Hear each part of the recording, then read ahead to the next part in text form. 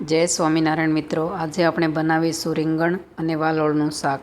તો તેના માટે મેં 4 થી 5 રીંગણ લીધા છે અને 200 ગ્રામ જેટલી વાલોળ લીધી છે. તેને આપણે કટ કરી નાખી છે. અડધું ટામેટું નાખ્યું છે. હવે ગેસની ફ્લેમ આપણે ચાલુ કરીશું અને તેના ઉપર આપણે કુકર મૂકી અને તેની અંદર આપણે 2 પાવડા જેટલું તેલ ઉમેરીશું.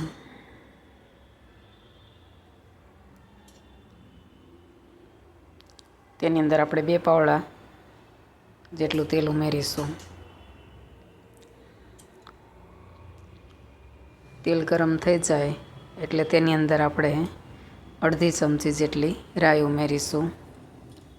અડધી ચમચી આપણે આખું જીરું ઉમેરીશું અને અડધી ચમચી તેની અંદર આપણે હિંગ ઉમેરીશું. 7 થી 8 જેટલી લસણની કળી છે તે ઝીણી કટ કરી અને તેમાં આપણે ઉમેરીશું અને પછી આપણે અંદર શાકભાજી ઉમેરી દઈશું.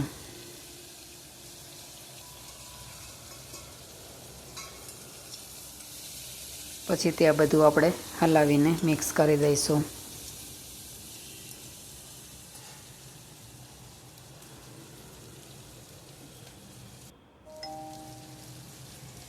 તેની અંદર આપણે અડધી ચમચી જેટલી હળદર ઉમેરીશું અને 2 નાની ચમચી જેટલું આપણે લાલ મરચું અંદર ઉમેરીશું.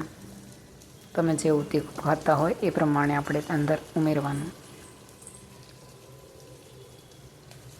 અડધી ચમચી જેટલું આપણે ધાણા જીરું ઉમેરીશું અને અડધી ચમચી જેટલું મીઠું ઉમેરીશું સ્વાદ પ્રમાણે. પછી તે બધું આપણે હલાવીને મિક્સ કરી દઈશું.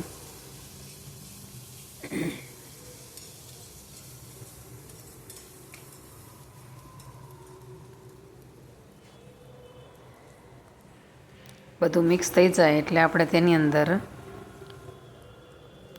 અડધો ગ્લાસ જેટલું પાણી ઉમેરીશું. અડધો ગ્લાસ આપણે જેટલું પાણી ઉમેરીશું અને બધું હલાવી નાખીશું. આપણે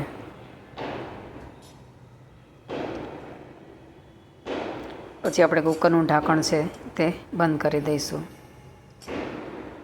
અને 4 થી 5 વિસલ જેટલું આપણે થવા દઈશું. તેને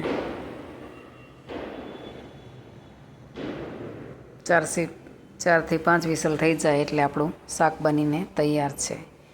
જો તમને મારી રેસીપી ગમે તો તેને લાઈક, શેર અને સબસ્ક્રાઈબ જરૂરથી કરજો અને કમેન્ટ કરીને કહેજો કે તમને મારી રેસીપી કેવી લાગી. જય શ્રી કૃષ્ણ.